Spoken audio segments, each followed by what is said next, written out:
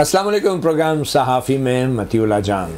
मगर आज सहाफ़ी में सहाफ़त और सहाफ़ियों की बात होगी, सियासत और अदालत की बात नहीं होगी। और ऑब्वियसली मईशत की बात तो लाज़िम मलज़ूम है। और जब ईद गुज़ारी है हम सब ने, और मुझे यकीन है कि ईद की ये खुशियाँ जो हैं ये भी हम पे लाज़िम है कि इन खुशियों को मनाया जाए। पाकिस्तान के जो भी हालात हैं, जैसे भी हालात हैं, पूरी दुनिया के हालात शायद एक जैसे नहीं हैं।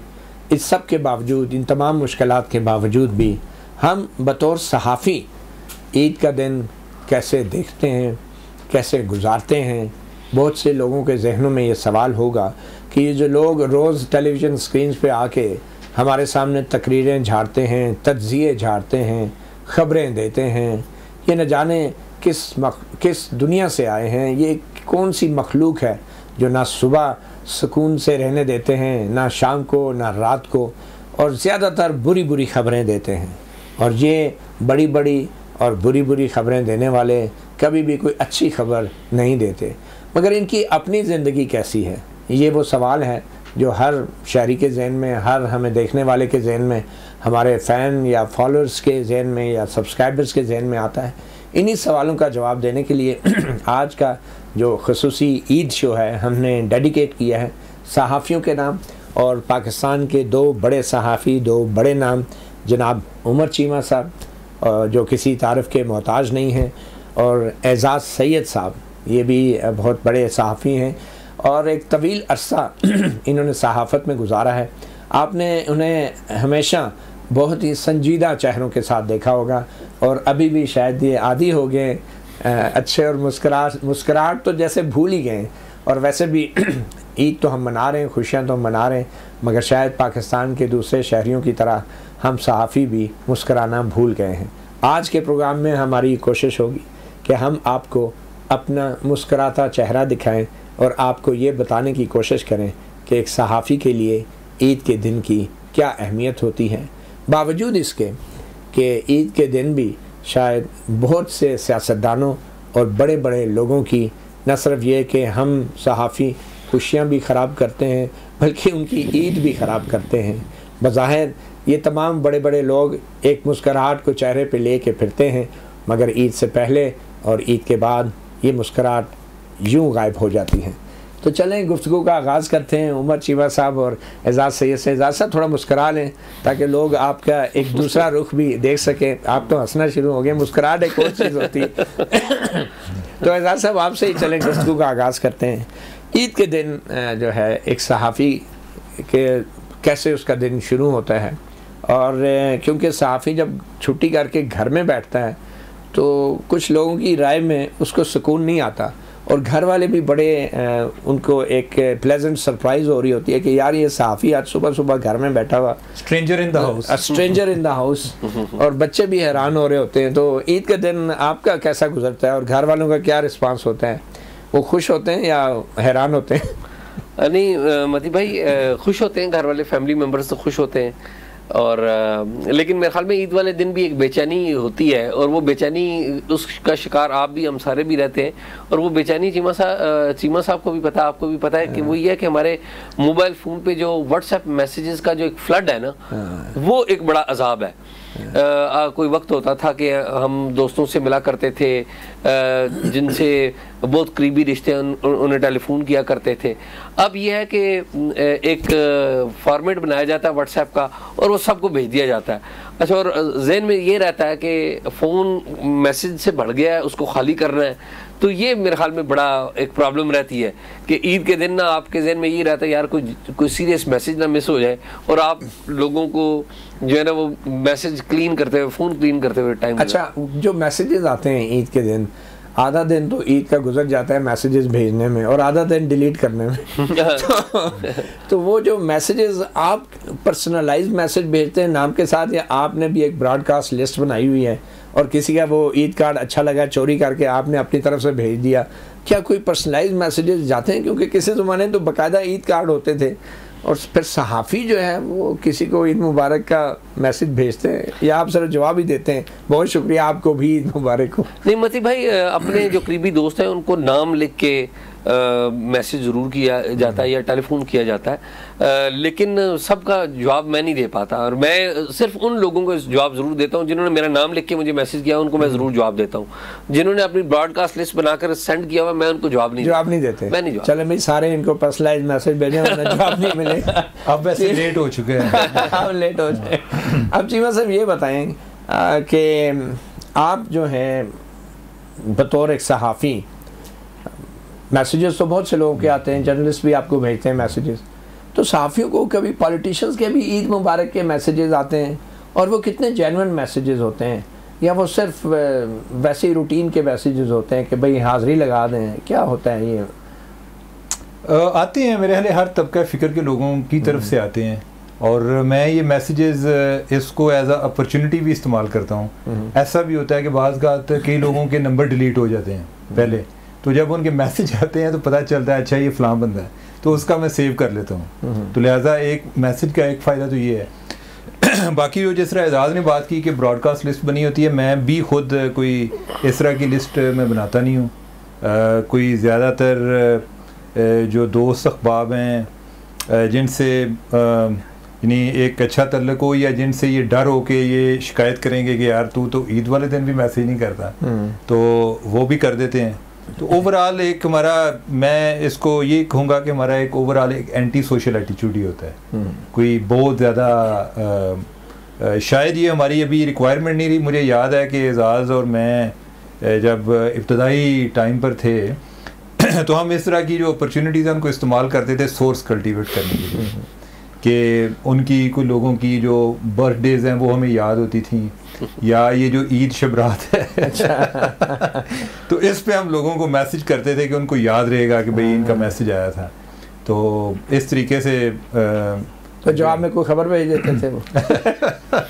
नहीं खबर नहीं भेज देते थे, लेकिन ये है कि हम एक याद रखते थे, हम एक इन्वेस्ट कर चुके होते थे उन पे कि कल आपके पास आना है। हाँ। ठीक है कि इनके इस मौके पे आपको याद रखा है। हाँ। तो ये तो एक मार्केटिंग के जो एक बेसिक प्रिंसिपल्स हैं उनमें भी ये चीज़ है कि आप ऐसे इन्हीं वो लोग जो आपसे किसी तरह रेलिवेंट हो, तो आप ये रिमाइंडर देने का मेरे ख्याल एक अच्छा तरीका है, बजाय इसके कि ये जो सुबह के टाइम आते हैं ना, गुड मॉर्निंग, ठीक है, वो एक तस्वीर साथ लगा दी, ठीक है, या जुम्मा मुबारक, उसकी निस्बत मेरे ख्याल कि जो एक this is the right time, हाँ ईद वाला दिन है या किसी की बर्थडे है, आप उसको उस मौके पे आप विश करते हैं तो लोगों को ये बात याद रहती है। किसी ज़माने में तो एक SMS करते थे ईद मुबारक का, और ईद कार्ड भी होते थे। तो ईद कार्ड वाला काम तो आपने भी छोड़ दिया होगा, या आपको भी कोई आता है? नहीं आता? मेरा नहीं हाल कि अभी शायद किसी को आता हो, बहुत कम ज़्यादा नहीं आते हैं कोई। और ये है कि अगर हम यानी कि मैं अगर कोई इस तरह का, वैसे मैंने कोई ट्राई अभी रिसेंट तो नहीं की, लेकिन आप इसको आप ज़रा इमेजिन करें कि आप किसी को एक हैंड रिटन लेटर भेजें, या कोई इतना बर्थडे, अगर आप चाहते हैं कि कोई आपको याद रखे तो ऐसे मौके पे भेजें जब हमें आती नहीं है, तो जिस बंदे का आएगा वो हमें ज़रूर याद रहेगा। ये बात तो सही है। ये बताएं कि एक जर्नलिस्ट जो है वो आम लाइफ में घर वालों को भी इतना वक्त नहीं दे पाता, और रिश्तेदारों को भी इतना टाइम नहीं दे पाता। आम पर्सनल लाइफ में शादियाँ गमी होती हैं, गांव भी ट्रैवल करना होता है, गांव के रिश्तेदार होते हैं, वहाँ पे खुशी गमी में शिरकत करना होता है। लेकिन सहाफ़ी जो हैं वो सारा वक्त भाग दौड़ में या फील्ड में रहते हैं। तो ईद वाले दिन आप कैसे इस गैप को पूरा करते हैं? आप भी और एजाज़ आप भी अगर बता सकें। एजाज़ आप अगर बता सकें पहले कि क्या आप रिश्तेदारों के घर भी जाते हैं, या खुशी गमी में सब शरीक होते हैं, हो पाते हैं, नहीं हो पाते, टाइम कैसे निकालते हैं? क्योंकि इतना कुछ जब हो रहा होता है आपके इर्द गिर्द, तो कैसे ये मुमकिन होता है? ये बड़ा मुश्किल होता है मती। किसी की डेथ हो जाए तो उसको कोशिश की जाती है कि उसको मिस ना करें। शादियां जो है उनके भी देखना ये पड़ता है कि कोई ऐसी इंगेजमेंट तो नहीं है जो जिसे कहते हैं ना हम अवॉइड ना कर सकें, प्रोफेशनल इंगेजमेंट। और अगर नहीं है तो फिर मेरा जो गांव है वो यहाँ से 2 घंटे के फासले पे, उम्र ज़रा ज़्यादा दूर है उम्र का गांव, तो मैं फिर कोशिश करता हूँ कि और फिर मैं फ्रैंकली स्पीकिंग रिश्तेदारी से ज़्यादा मैं अपने अब्बा जी की तरफ देखता हूँ। तो वो उनका ऑर्डर है कि नहीं इधर लाजमी जाना है, तो वो फिर मैं कोशिश पहले करता हूँ कि अवॉइड कर दूँ, लेकिन फिर वो कहें तो फिर मैं सुन लेता हूँ, फिर ज़ाहिर है ऑर्डर है। आप भी ट्रैवल करते हैं फ्रीक्वेंटली? देखिए मैं समझता हूँ कि इसमें ये जो जर्नलिस्टों के मसाइल हैं ना, इसमें बहुत सारे हमारे अपने पैदा करता है कि हमारी प्रायोरिटीज़ का इशू है, और हर बंदे की प्रायोरिटीज़ का इशू है। और मेरे एक दोस्त ने, वो मेरी को बात हो रही थी, वो कह रहा था कि आपका फ़ोन नहीं आता या आप खुद नहीं आते, कोई इस तरह की बात हो रही थी। मैंने कहा कि यार टाइम नहीं मिलता। उसने कहा कि यार ये प्रायोरिटीज़ का इशू है, आप जिन चीज़ों के लिए आपने टाइम निकालना होता है आप निकाल लेते हैं। तो मेरा ख्याल है कि अगर हम अपनी लाइफ में एक जो है ना एक बैलेंस क्रिएट करना चाहिए तो वो हो जाता है। दूसरा इशू जो है ना, वो मुझे जो नज़र आता है वो ये है कि जब हम बहुत ज़्यादा अपने काम में मुलव्वस होते हैं, इन्वॉल्व होते हैं, तो ये एक पॉजिटिवली अगर मैं उसको बयान करूं तो ये इस चीज़ की अलामत है कि हम अपने काम से प्यार करते हैं, ठीक है। और वो कहते हैं कि champions don't have fix hours, यानी कि उनका ये नहीं होता जी कि भाई 9 से 5 बजे तक, वो हर टाइम जो है, जो जर्नलिस्ट है वो खबर सोच रहा होता है, उसका ये एक उसकी अपने पेशे के साथ मोहब्बत है। तो वो बंदा कोई भी हो, किसी भी फील्ड का हो, वो फिर उसकी एक बैलेंस लाइफ नहीं होती। वो यानी कि उसका एक उसकी लाइफ का एस्पेक्ट है जो प्रोफेशनल एस्पेक्ट है, अगर उस पर उसका फोकस है तो वो ज़्यादा नुमायाँ हो जाता है। कई लोग होते हैं, फैमिली पर्सन होते हैं, वो इस चीज़ को बहुत ज़्यादा वैल्यू करते हैं, तो उनका वो जो है वो ज़्यादा एक हाईलाइट हो जाता है। तो अगर टाइम निकालना हो तो निकल सकता है। और चूंकि हमारी एक ट्रेनिंग ऑलरेडी हुई होती है कि मैं यानी कि अपने आप को एक एंटी सोशली कंसिडर करता हूँ, क्योंकि हमारा जो ज़्यादा एक लोगों के साथ रब्ता है वो खबरियत की बुनियाद पर होता है। तो उस लिहाज से ये है कि चूंकि हमारी एक ओवरऑल प्रैक्टिस सारी चल रही होती है, तो साल में अगर आपके पास 1-2 दिन हो भी तो उस दिन आप सोशल कोई है को आगे आपको कर ले, नहीं तो आप अपने लेवल पे को या कॉन्शियस एफर्ट करें। अदरवाइज तो यही है कि हो सकता है कि आप घर में सोए रहें। और ज़्यादा दोस्तों की यही मिसाल मिलती है हर में कि वो कहते हैं हाँ जी ईद कैसे, यार मैं तो सारा दिन सो के गुजारती। अच्छा देखिए, आम जो जॉब होती है, जो प्रोफेशंस होते हैं, मैं समझता हूँ कि जो 9 to 5 ऐसे जॉब्स हैं, बैंक्स की जॉब्स है, गवर्नमेंट सर्वेंट्स हैं, हफ्ते में 2 छुट्टियाँ हैं, और 9 से लेकर 2 बजे छुट्टी करके, जब अब 5 बजे 4 बजे छुट्टी करके घर आ जाना, बच्चों के साथ टाइम गुजारना, वो जॉब जर्नलिस्ट की नहीं होती। और वैसे टाइमिंग बड़ी डिस्टर्ब वैसे मती उसमें भी अगर आप कहने को तो ये एक स्पेसिफिक आवर्स हैं, यानी कि घंटे हैं जी के 9 से 5, लेकिन अगर आप किसी गवर्नमेंट सर्वेंट को पूछें, और बिलखुसूस ऐसे लोग के जो कॉम्पिटेंट हो, तो आप उनको पूछें तो पता चलेगा रात 11 बजे आ रहे हैं। काम का सारा बोझ, वो पंजाबी में कहते हैं जड़ा बोले वही कुछ बोले, कि जिस वो उसको छुट्टी ना मिली, एग्जैक्टली जिसने सबक याद किया। तो एजाज से सब आपको भी कभी छुट्टी मिलती है? कितनी आसानी से छुट्टी मिल जाती है दफ्तर से वैसे सहाफ़ियों को, और आपका अपना क्या तजुर्बा? अच्छा वैसे मुझे ना छुट्टी का पता नहीं है कि छुट्टी क्या है। अनटिल 2013 मैं मती संडे को या जो वीकली ऑफ है वो भी नहीं करता रहा, यानी कि अप्रैल 99 से 2013-14 तक मैंने जो वीकली ऑफ है वो नहीं की। और उसके बाद मैं वीकली ऑफ इसलिए करता था कि मुझे एहसास हो रहा था कि मैं बहुत ज़्यादा फैमिली को इग्नोर कर रहा हूँ, तो कम से कम एक दिन जो है वो दिया जाना चाहिए घर वालों को। तो एक बात ये, और दूसरी बात ये मती के आम आदमी या जो फैमिलीज हमारी होती हैं, घर वाले रिश्तेदार, वो ये समझते हैं कि हम बाहर जाते हैं, लोगों से मिलते हैं और उठ के आ जाते हैं। ये बड़ी गपशप वाली नौकरी है, ये बड़ी गपशप वाली नौकरी है, ये आप ना प्लेजर एक मीटिंग कर रहे हैं और फिर अच्छा नहीं, वो when you love your profession तो देन तो आप जो मर्जी करें ना, तो वो कोई मसला नहीं है। ये घर जाके ना कहिए, इशू ये है। अच्छा एक और बात है कि घर आप जाए ना, तो आप कोई किताब पढ़ रहे हो या कोई मजमून पढ़ रहे हो या किसी किताब के नोट्स वगैरह ले रहे हो, तो वो ये समझते हैं कि यार ये कोई काम कर रहे हो, ये क्या काम है, ये और फिर मोबाइल पकड़ने वो भी जुर्म हो जाता है। अच्छा वो भी होता है। तो अब ना और फिर अगर आप खामोश बैठ के सोच रहे हैं तो वो भी एक है कि यार आप हमसे बात ही नहीं करते, ठीक है। अच्छा और अब ना ये वैसे आप क्या बात करते हैं मुतमईन करने के लिए? मुझसे बात नहीं होती। अच्छा क्या मतलब मैं आपको बताऊं कि मैं अच्छा ये बड़ा एक मैं ये नहीं पूछूंगा आप क्या बातें करते हैं, मतलब किस किस्म नहीं, आप ये भी पूछ लें वो हैंडल। मैं मतलब मेरे लिए ना एक बहुत बड़ा चैलेंज होता है कि वो जो स्मॉल टॉक होती है ना कि जी क्या हाल है, क्या हो रहा है, क्या पका है, स्मॉल टॉक। जी तो ये या घर वालों से सबसे मुझसे स्मॉल टॉक नहीं होती। अच्छा, ये तो वो खुदा न खासा बिग टॉक क्या होती है? बिग टॉक ये है कि पॉलिटिक्स के ऊपर बात कर ली। अच्छा, घर में भी वो अच्छा वो है लिटरेचर के ऊपर बात कर। सब्जेक्ट है ना, अगर कोई हमें लेट्स से स्पोर्ट्स में कोई इंटरेस्ट नहीं है तो जो जी चाहे, अगर किसी ने हमें खामोश कराना हो तो स्पोर्ट्स पे बात। एक छोटी सी ब्रेक लेते हैं आपको खामोश कराने के लिए, और ब्रेक के बाद वापस आएंगे। अभी बहुत से पहलू हैं सहाफ़ियों की ज़िंदगी पे जिस पे बात करना बाकी है, और हमने ये भी जानने की कोशिश करनी है कि जो सहाफ़ियों के जो फॉलोअर्स होते हैं, जो उनके रीडर्स होते हैं, जो उनके फ़ैन होते हैं, या जो भी, उनको कैसे हैंडल किया जाता है। एक छोटी सी ब्रेक के बाद। इंसान तो अशरफुल मखलूक़ात है, मगर ये सहाफ़ी किस मखलूक का नाम है, हम ये आपको बताने की कोशिश कर रहे हैं। ये और बात है कि हम खुद सहाफ़ी हैं और शायद हमारा अपना कॉन्फ्लिक्ट ऑफ इंटरेस्ट है, मफादात का टकराव है, मगर फ़ैसला आपने करना है कि हम कौन सी दुनिया की मखलूक हैं। तो उमर चीबा साहब, हम ये बात कर रहे थे कि घर में क्या कन्वर्सेशन होती है, स्मॉल टॉक और बिग टॉक। तो आपके नज़दीक घर में स्मॉल टॉक क्या है और बिग टॉक क्या है? मैं भी, मेरे घर वालों की भी ये शिकायत है कि ये बोलता नहीं है अच्छा घर में, और मैं भी समझता हूँ कि जिस तरह मैंने आपको बताया ना कि ये एक, इसको मैं अगर पॉजिटिवली बयान करूँ तो मेरा एक अपने प्रोफेशन में एक इंटरेस्ट है, या इन अदर वर्ड्स मैं ये कहूँगा कि मेरा जो प्रोफेशन है वो मेरा पैशन भी है। तो लिहाजा मेरी ज़्यादा जो वो मेरी सोचों का महवर है। तो जब वो घर वालों से बातें करनी होती हैं तो मुझे बात नहीं मिलती कि मैं क्या बात करूं, और उधर भी ये होता है कि अगर कोई रिलेटिव्स भी आ जाएं, कोई बात कोई पॉलिटिक्स की छेड़ दे तो फिर मैं इन्वॉल्व हो जाता हूं।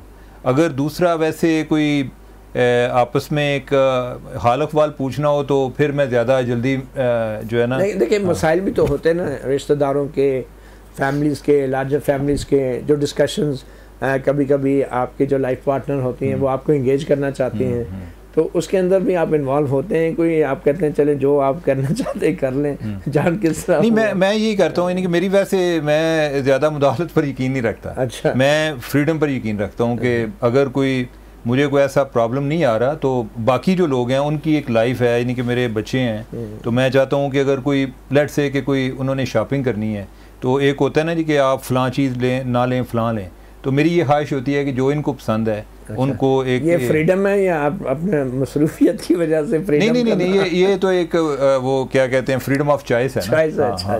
तो बाकी घर वालों मामलात में भी अगर मैं बैठा हूँ, मेरे बच्चे बैठे हों, तो मैं ये नहीं चाहता कि कोई एक मेरा जो उधर रोल है एक पैट्रोनाइजिंग फिगर का हो। अच्छा, यानी कि मैं बल्कि ये चाहूँगा कि उनको ये फील ही ना हो कि अब्बा पास बैठा हुआ है। अच्छा, कि ताकि वो जो है ना, एक बाज़ का ये जो बाप होते हैं ना, इनको एक बड़ी एक ड्रोनी किस्म की पर्सनैलिटी बना के पेश किया जाता है। जो माएँ होती हैं वो भी कहते हैं कि वो इन्होंने ज़रा चुप कराओ, ठीक है, मैंने क्या काम हाँ, यानी कि मैंने वो रोल नहीं लिया होगा। ठीक है, इस लिहाज से एक बेगम को शिकायत भी होती है कि आप तो इनको कहते नहीं हो, यानी कि मैं ही बुरी बन जाती हूँ। मैं कहता हूँ कि मैं इस तरह के कामों में इन्वॉल्व नहीं होना चाहता। अल्टीमेटली ये होता है कि जब हम बुढ़ापे में जाते हैं तो बच्चों के साथ एक डिस्टेंस आता है। चलें, लेकिन मतलब मेरी ऑब्जर्वेशन ये है कि एक अच्छा प्रोफेशनल होना और एक अच्छा फैमिली मैन होना, ये दोनों बड़ी अलग चीजें हैं और मुश्किल और ये बड़ा मुश्किल है। यानी कि ये बड़ी एक आइडियल बात है कि एक अच्छा प्रोफेशनल, एक अच्छा फैमिली मैन भी है। अच्छा, कि फैमिली वाले भी, सारे लोग, रिश्तेदार भी, आपके घर वाले भी आपसे मुतमिन है और आप अच्छे प्रोफेशनल भी हैं। मेरा ये ख्याल है कि ये बैलेंस करना ना, ये बड़ी सहाफ़ी के लिए नहीं है, एवरीवन, मैं प्रोफेशनल की बात कर रहा हूँ, एवरीवन, एवरी प्रोफेशनल। आप अच्छे पुलिस वाले हैं तो मुमकिन है कि आप अच्छे फैमिली मैन ना हो, आप अच्छे जर्नलिस्ट हैं तो मुमकिन है अच्छी फैमिली मैन ना। आइडियल बात है कि दोनों हो। तो आप अपने आप को क्या समझते हैं? मैं फ्रैंकली, मैं लेट मी एडमिट कि मैं समझता हूँ मैं आइडियल नहीं हूँ।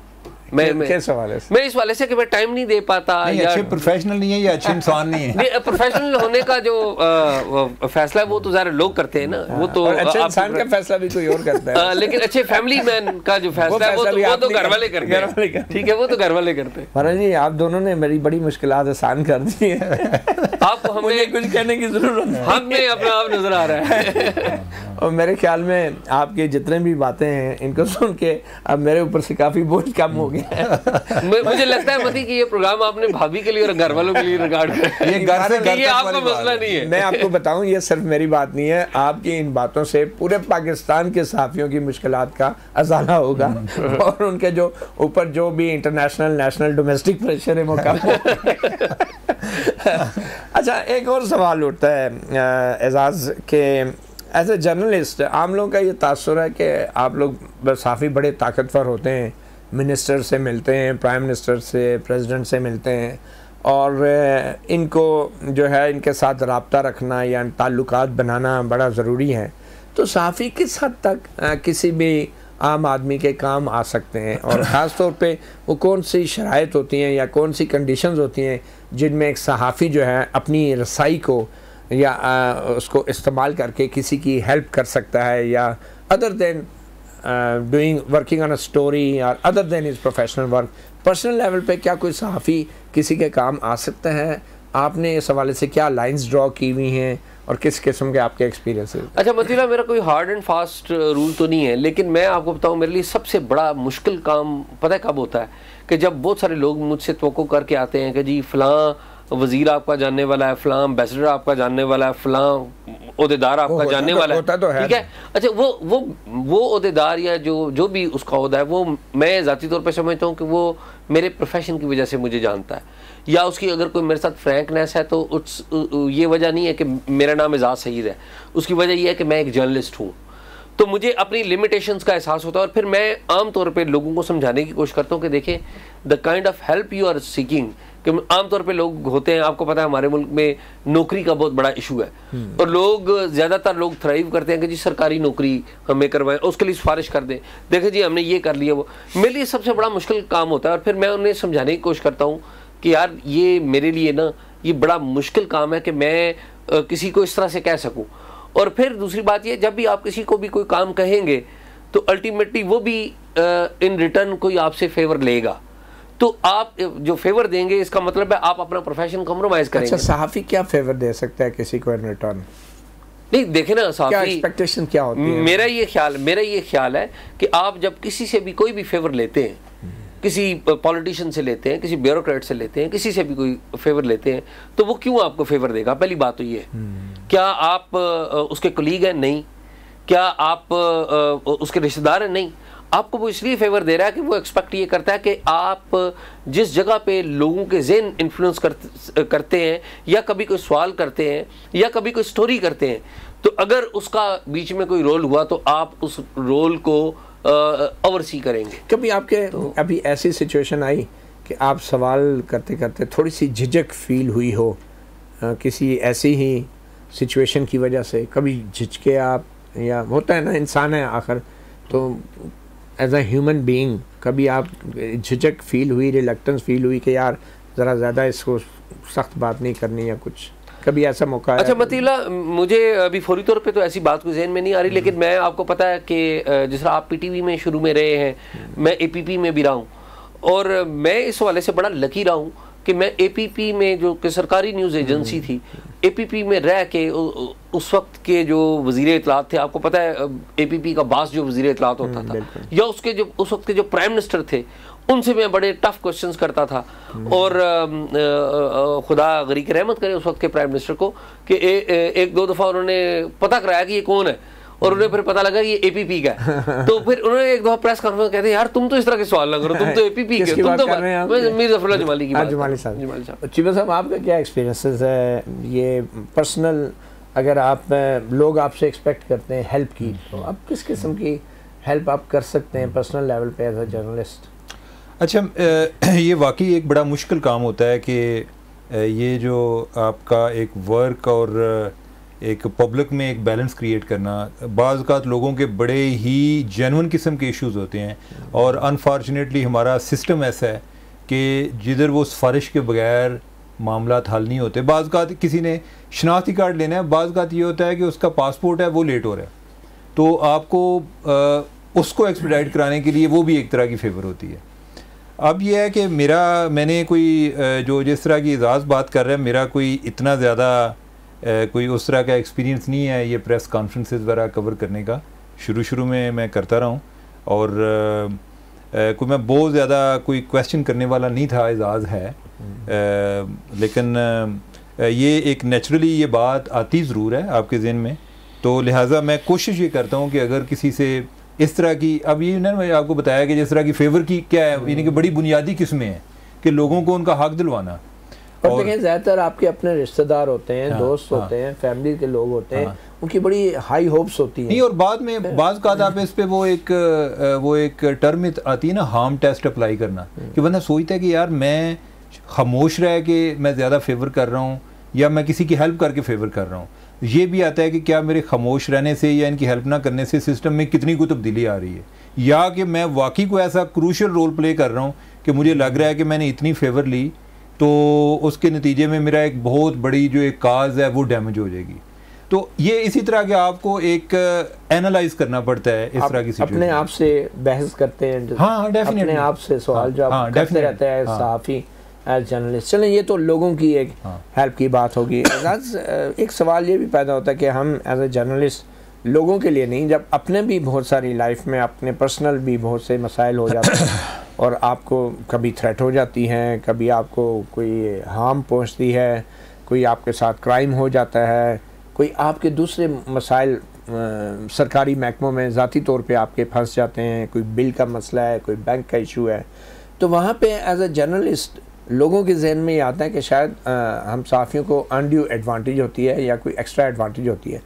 और हकीकत तो है कि एडवांटेज होती है, क्योंकि आप एक नाम के साथ, चेहरे के साथ किसी इदारे में जब जाते हैं तो कभी कभी शायद आपको कहने की ज़रूरत नहीं होती, लोग वैसे आपका रिगार्ड करते हैं। तो किस तरीके से आप मैनेज करते हैं कि ये एक तासुर ना मिले कि आप जो हैं एज ए जर्नलिस्ट वो क्लेम कर रहे हैं वो राइट जो कि एज अ ह्यूमन बीइंग आपका एक राइट था? मतीउल्लाह, इसमें मेरी ना कोशिश रही, और with the passage of time मुख्तलिफ फेज़ आते हैं एक शख्स के ऊपर, एवोल्यूशन है ना, हम रोज़ाना सीखते हैं। तो मैंने with the passage of time एक बात सीखी है। एक तो ये है कि किसी भी पब्लिक सेक्टर ऑर्गेनाइजेशन में जब आपका कोई काम है तो मैं कोशिश ये करता हूँ कि मैं ना लाइन में लग जाऊँ। और ठीक है, अगर कोई बंदा रिकग्नाइज कर ले आपको और वो खुद आगे बढ़ के कोई आपको कर ले और किसी को वायलेट ना कर रहा हो, आपसे आए तो आने दो, ठीक है, वो जो नहीं एक तो वो बात है ना। मैं बात ये कर रहा हूँ कि मैं अगर किसी जगह लाइन में खड़ा हूँ और रूटीन में काम हो रहा है तो मुझे किसी को कहने की क्या ज़रूरत है, ठीक है। मुझे अच्छी तरह याद है, मैंने पासपोर्ट अपना वो करवाना था, रिन्यू करवाना था, तो मैं किसी को कहे बगैर ये इस्लामाबाद में चला गया पासपोर्ट रिन्यू करवाने, और मैं लाइन में लग गया। तो मैंने थोड़ी देर बाद मैंने देखा कि अनयूजुअल मूवमेंट हो रही है, कि जो पासपोर्ट के ऑफिसर्स हैं, जो हेड ऑफ दैट ऑर्गेनाइजेशन, वो आया है, उसको पहले डिप्टी आया है, फिर उसका हेड आया है, फिर वो मेरे पास आ गए कि जी आप हमें बता देते, हम आपको फैसिलिटेट कर देते। अब उनके जहन में शायद ये था कि मैं कोई स्टोरी कर रहा हूँ या जिसमें उनको मैं मिलाइन करना चाह रहा हूँ। मैंने उन्हें बताया मैं कोई स्टोरी नहीं कर रहा, मैं जेन्युइन मेरा काम है, तो मैं उसके लिए लगाऊँ। तो लेकिन उनकी ये थी कि आप हमें बता देते, हम आसान करवा देते। तो इस तरह की ये होते हैं वाक़यात। लेकिन कोशिश, सबसे जो ज़्यादा कॉमन मामला है ना, वो ये है कि जब आप ट्रैफिक जाते हैं, और हम लोगों की एक बड़ी प्रॉब्लम है कि हम बाज़ औक़ात टेलीफोन सुनते, अक्सर सुनते, ड्राइव करते हुए कुछ ना कुछ आ जाता है, और ट्रैफिक पुलिस वाले फिर और वो करते हैं। और मुझे ये बताने में कोई शर्म नहीं है, एज ए ड्राइवर तो ये गलत बात है कि मेरे बहुत ज़्यादा चालान हुए हैं इस्लामाबाद पुलिस में। अगर मेरे ख्याल में साफ़ियों में चालान हुए होंगे, सबसे ज़्यादा शायद मेरे होंगे, क्योंकि उसकी वजह यह है कि पहली बात तो ये है कि मैं अपना इंट्रोडक्शन नहीं करवाता। मैंने अपनी गाड़ी की, अगर कोई खुद पहचान लेता हूँ, अगर कोई खुद मुझे छोड़ काफी दफा हुआ होगा, नहीं अगर खुद को मुझे छोड़ दे, तर्स कर दे, छोड़ दे, है, इसकी तनख्वाह नहीं आई होगी और बड़े मसाइल होंगे। तो लेकिन मैं ये है कि मुझे कोई भी पुलिस वाला किसी भी जगह पे, कोई भी सिक्योरिटी वाला रोके तो मैं ज़रूर रुकता हूँ। मुझसे वो कहे कि जी आपकी तलाशी लेनी है, आपकी गाड़ी, तो मैंने ये जो ईगो शीगो वाले मसाइल होते हैं ना, हम जर्नलिस्ट के ही नहीं, हमारी सोसाइटी के मुख्तलिफ शोबों के लोगों के, अगर कोई ब्यूरोक्रेट है, कोई सियासतदान है, कोई जर्नलिस्ट है जिसका कोई कहीं पे कोई इख्तियार है, उनमें ना एक बात बड़ी कॉमन है कि पुलिस वाला कोई रोक ले पर्टिकुलरली पुलिस वाला कोई रोक ले या कोई और बंदा जो अपनी ड्यूटी सर अंजाम दे रहा है वो आपको रोक ले, तो हमारे इधर आमतौर पे रिएक्शन ये होता है कि तुम मुझे जानना नहीं, तेरी हिम्मत किस तरह हुई? आपने अपनी गाड़ी पे वो प्रेस का वो बोर्ड नहीं लगाया? नहीं, मेरी गाड़ी में नहीं। चीमा साहब आपने भी नहीं लगाया? तो ये जो है ना मती, ये हम सबको सीखने की जरूरत है। ये सिर्फ जर्नलिस्ट को ही सीखने की जरूरत है, मेरे ख्याल में जर्नलिस्ट को सबसे ज्यादा सीखने की जरूरत है, लेकिन ये तमाम लोगों को सीखने की जरूरत है कि हम उसी वक्त अच्छे लगेंगे जब हम लाइन में लगे होंगे।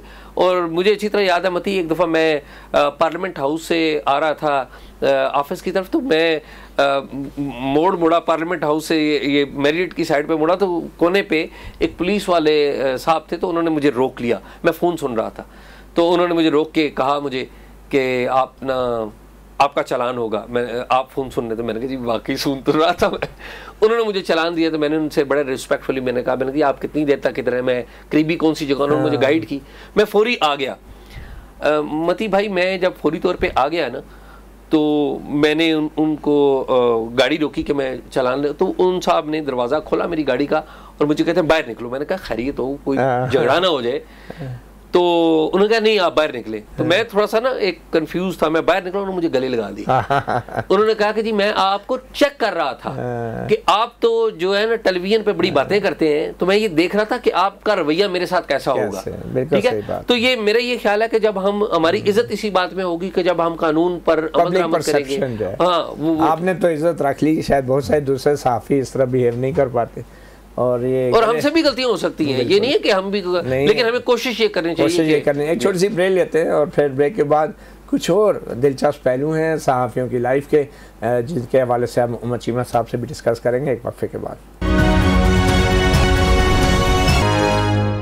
वेलकम बैक, सहाफ़ी प्रोग्राम ख़ुसूसी ईद शो के साथ। और आज ईद की खुशियों में जो हमारे मेहमान शामिल हैं उमर चीमा और एजाज़ सैयद। उमर चीमा साहब, आपका क्या एक्सपीरियंस है? वैसे लोग तो आपको भी बड़े डाढ़े पहचानते हैं, ख़ास तौर पे सियासतदान तो आपको बहुत डाढ़े पहचानते हैं, उनके टैक्स की खबरें भी आपने छापी हुई हैं और उनको नायल भी करवाने में आपका बड़ा हाथ है।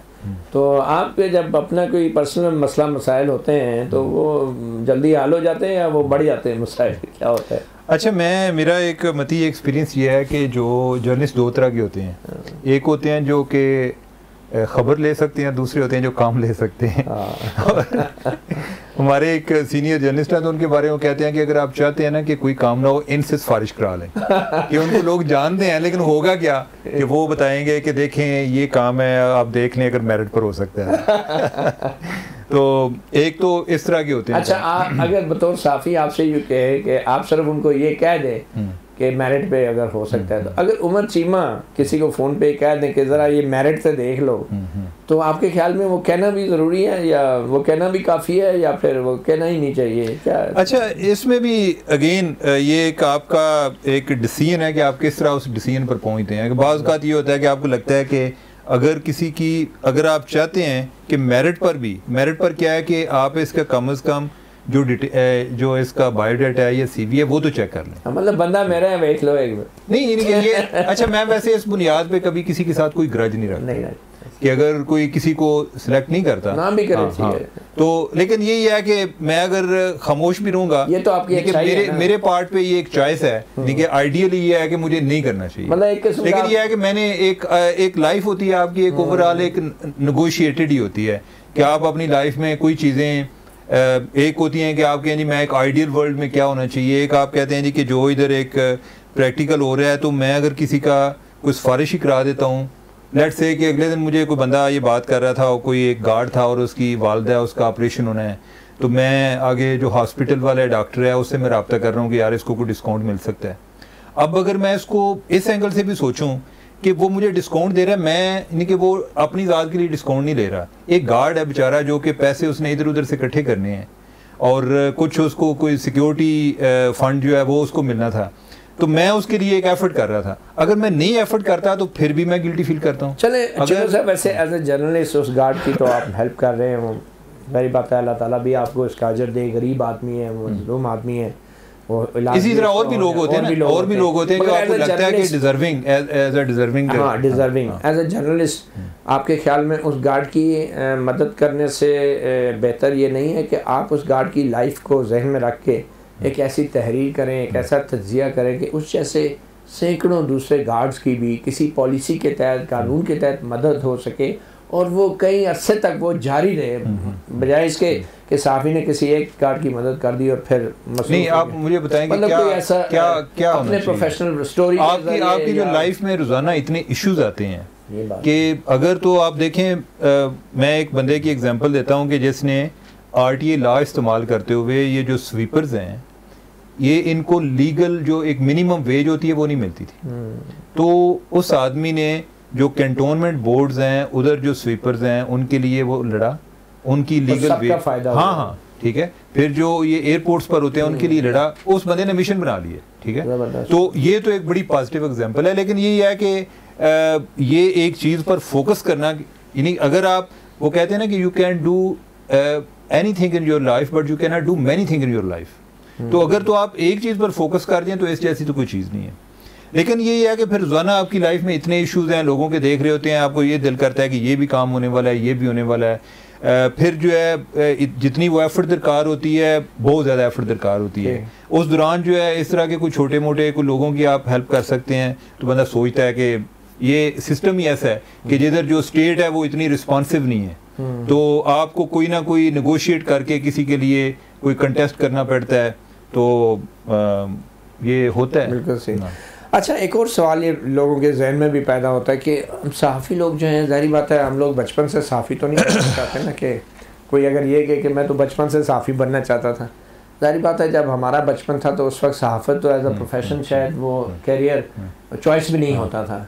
तो ये एक सवाल उभरता है। मैं पर्सनली, जैसे मैं एक आर्मी बैकग्राउंड से, फैमिली से, और मेरा आर्मी में जाने का शौक़ था और वहाँ पे मैं फिर विड्रॉ निकाला गया, मैं फिट नहीं हुआ। तो आपने भी क्या शुरू में career as a first choice journalism को ज्वाइन किया या कैसे इस तरफ आ गए? ये कोई हादसाती आपने मोड़ लिया था या मतलब मेरे लिए बिल्कुल एक एक्सीडेंट था। अच्छा। यानी कि मेरे एक टीचर थे, अफजल अमान उनका नाम है, मेरे कॉलेज में वो डिबेटिंग क्लब के प्रेसिडेंट थे, तो मैं डिबेटिंग क्लब में मेंबर था। तो वो एक अखबार में, तामीर अखबार हुआ करता था, तो वो उसके लिए लिखा करते थे। तो ही इंट्रोड्यूस्ड मी कि ये जर्नलिज्म की जो अहमियत है, अखबार में पढ़ा करता था लेकिन कभी ये सोचा नहीं था कि जो जर्नलिस्ट कैसे काम करते हैं, या एक होता है ना आप, तो मैंने फॉर द फर्स्ट टाइम उनकी तरफ देखा, तो दैट बिकेम रीजन कि this is how I was introduced to journalism and print media journalism. जी, प्रिंट मीडिया। तो इलेक्ट्रॉनिक तो उस टाइम था भी नहीं। जी, इलेक्ट्रॉनिक उसमें मैं अप्रैल 99 में जर्नलिज्म, लेकिन ये इलेक्ट्रॉनिक मीडिया ने ग्लैमराइज बहुत किया है हमारे प्रोफेशन को, जर्नलिस्ट को। तो जब मैं इस प्रोफेशन के अंदर आया, तो जिसे कहते हैं ना वो लव इन फर्स्ट साइट, वो ऐसा हुआ कि फिर पीछे मुड़ के देखा नहीं। पीछे मुड़ के देखा जी, मतलब आप कैसे? हाँ, मैं भी, आपकी तो खैर आर्मी बैकग्राउंड थी और मैं वैसे आर्मी इलाके से था। अच्छा। तो एक और भी बहुत सारे जो हमारे एक एज फेलो थे, ये था जी कि मैंने बड़े होके कोई आर्मी अफसर बनना है, बल्कि जो एक ऑफिसर का जो एक माइंड में ज़हन में आता था वो आर्मी वाला ही आता था कि टोपी पहनी हुई है, जीप में बैठा हुआ है। तो फिर थोड़ा सा आगे बढ़े तो कोई CSS भी लिस्ट में आ गया जी कि CSS करना है। और मुझे याद है कि जब मैंने मैट्रिक किया तो अब्बू मुझे पूछते हैं कि आप क्या करना चाहते हो, मैंने कहा जी मैं CSS करना है या सियासत करनी है। अच्छा। तो आपने फिर सियासत की चॉइस की। तो फिर वो सियासत। अच्छा, फिर ये है कि मैंने जब जर्नलिज्म में मास्टर किया तो तब भी मेरे दिल में ये था कि मैंने इसको एज अ सब्जेक्ट ऑप्ट करना है CSS में। हमारे बहुत सारे जर्नलिस्ट जो है वो साफत में रह के सियासत भी करते हैं। हाँ, तो लेकिन जब मैंने CSS वो मास्टर किया तो उसके बाद मैंने जर्नलिज्म शुरू कर ली इस नियत से कि मैंने CSS करना है। लेकिन यह है कि मैं जब जर्नलिज्म में आ गया तो मैंने उसके बाद कोई CSS की कोई तैयारी भी नहीं की। लेकिन मैं मुझे आया मैं कोई हादसाती तौर पे, लेकिन मुझे ये प्रोफेशन रास आ गया। आपने कहा ये तो DMG ग्रुप से भी ज़्यादा डाला है। हाँ। बट एनीवे, बहुत शुक्रिया आप दोनों सहाफ़ियों का। मुझे उम्मीद है कि सहाफ़ियों की ज़िंदगी के ये मुख्तलिफ़ पहलू जो हैं, इन्हें देख के न सिर्फ ये कि लोगों के कुछ सवालों के जवाब उनको मिल गए होंगे, बल्कि सहाफ़ियों के अहले खाना को भी बहुत सारे सवालों के जवाब मिल गए होंगे। आप दोनों का बहुत शुक्रिया। और सहाफ़ी प्रोग्राम से इतना ही। आप सबको एक बार फिर सहाफ़ी प्रोग्राम से ईद मुबारक, और अगले प्रोग्राम से एक बार फिर सियासत और संजीदा बातें, ये मुस्कुराहट आखिरी बार हम सब के चेहरों पे देख लें। अल्लाह हाफिज़।